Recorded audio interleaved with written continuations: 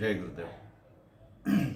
हम तो ये मानते हैं ना कि हमारी भारत की संस्कृति इस पूरे दुनिया में श्रेष्ठतम मानी है, श्रेष्ठतम है। हमारी संस्कृति की धारा पे ही हम आज इतने प्रभावशाली रूप में जीवन जी रहे हैं।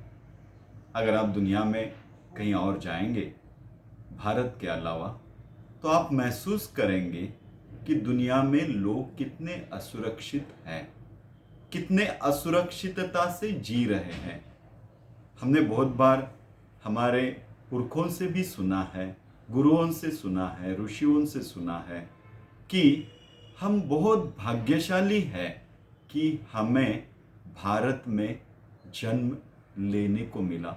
इस भारत भूमि में हमने जन्म लिया, बहुत भाग्यशाली है। मैं भी यही सोचता था कि इसमें भाग्यशाली की क्या बात है।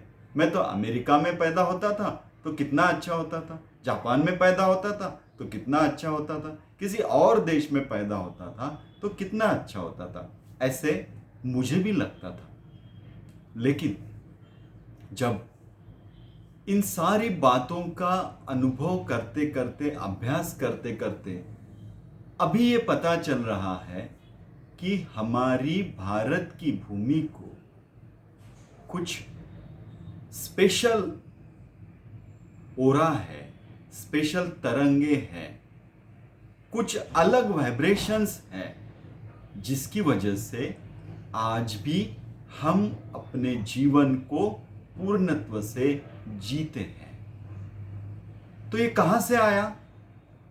तो हमारे ऋषि मुनियों ने जो तपस्या की है, उन तपस्याओं से हमारी भारत की भूमि को एक अलग तरंग है, एक अलग वाइब्रेशंस है। व्यास मुनि, पतंजलि, मुझे तो नाम भी नहीं पता, इतने सारे मुनि हैं, इतने सारे ऋषि हैं, इतने सारे गुरु हैं जिन्होंने अपनी साधना की है।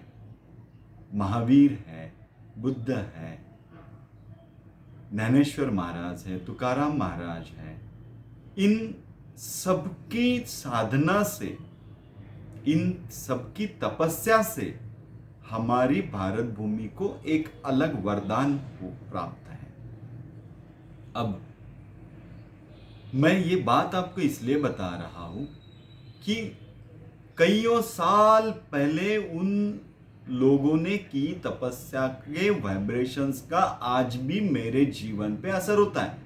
आप कभी आळंदी जाइए, ज्ञानेश्वर महाराज जी की समाधि के बाजू में थोड़ा ध्यान लगा के बैठिए, आपको पता चलेगा कि उनके वाइब्रेशंस आपको भी नहला रहे हैं, आपको भी एक अलग मन की दूसरी परत की तरफ, शांति की तरफ ले जा रहे हैं।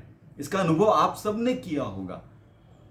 तो इसका मतलब कईयों साल पहले उन लोगों ने जो भी साधना की है, उनका आज मेरे जीवन पे असर है, और इसीलिए भारत समृद्ध माना जाता है।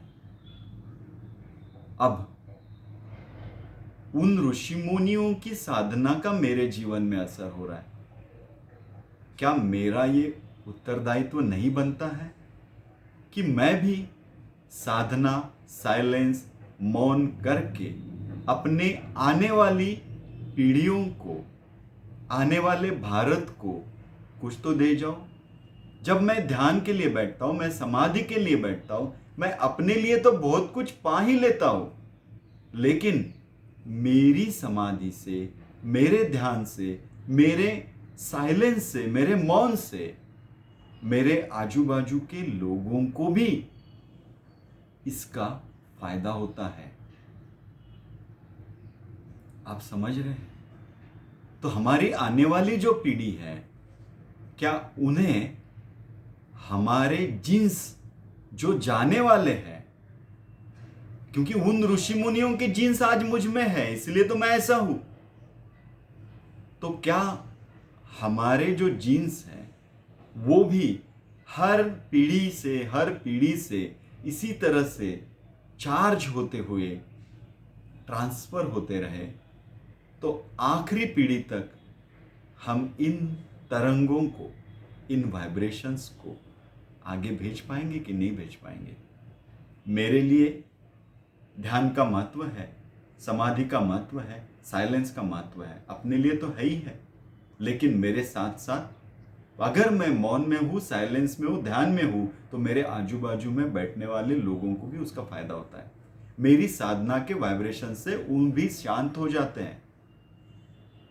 अगर इसी तरह से हम सब साधना करते रहे, सब समाधि करते रहे, मौन में रहे, मौन का मतलब और समाधि का मतलब अगर आप जानते नहीं हैं तो SSY में आ जाइए। गुरुजी ने बहुत अच्छे से इतना उच्चतम ज्ञान बड़ी आसानी से, बड़ी आसान टेक्निक से सब तक पहुंचाया है।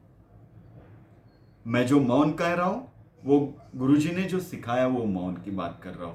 मौन यानी शांत बैठने की वाली बात नहीं है। मैं समाधि कह रहा हूं, समाधि मतलब अलग अलग ध्यान, अलग अलग मेडिटेशन। हमारा इंग्लिश में एक ही शब्द है, मेडिटेशन। मैं समाधि जब कह रहा हूं, जब जो हमने SSY में सीखी है उसकी बात कर रहा हूं। तो मैं इस टॉपिक पे था, तो क्या हमारा कुछ उत्तरदायित्व नहीं बनता है हमारी आगे वाली पीढ़ी के लिए? सोचना चाहिए। हम सेहतमंद हैं। अगर आप हमारा इतिहास देखेंगे तो हमारे ऋषि मुनि 100-150 साल तक जीते थे। धीरे धीरे 20, 120, 100, 90, 70, 60, तो इसका मतलब वो जो तरंगे उनकी थी वो धीरे धीरे धीरे अब क्या होते जा रहा है? कम होते जा रहा है। और आने वाली पीढ़ी को स्वास्थ्य नहीं मिल रहा है।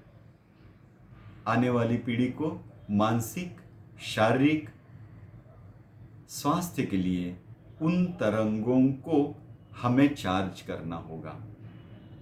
गर्भ संस्कार भी ये एक प्रक्रिया है जिससे हम उन तरंगों को चार्ज करके उस जीन्स को शुद्ध करके आगे भेज सकते हैं।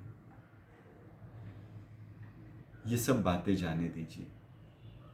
लेकिन समाधि से क्या मुझे फायदा नहीं होता है? क्या ध्यान में रहने से, मेडिटेशन में रहने से, मेडिटेशन प्रैक्टिस करने से, साइलेंस की प्रैक्टिस रखने से, साइलेंस का अभ्यास गहनता से अपने अंदर उतारने से क्या मेरे जीवन में फायदा नहीं होता है? और मेरे जीवन में के साथ साथ बाकी के जीवन में भी फायदा होगा। बाकी के जीवन की छोड़िए, क्या आपके जीवन में फायदा नहीं होता है? सोचिए, बड़े गौर से सोचिए इस बात को और सीखिए। ध्यान सीखिए, समाधि सीखिए, साइलेंस सीखिए। इस गहनता से फिर जीवन में करते रहिए जो करना है। पूरे साइलेंस में, पूरे आनंद के भाव में, समाधि स्थिति में आप सब कुछ कर सकते हैं। इस स्थिति को अपने जीवन में चलते बोलते, उठते बैठते कैसे लाएं, यही तो SSY है। जय गुरु।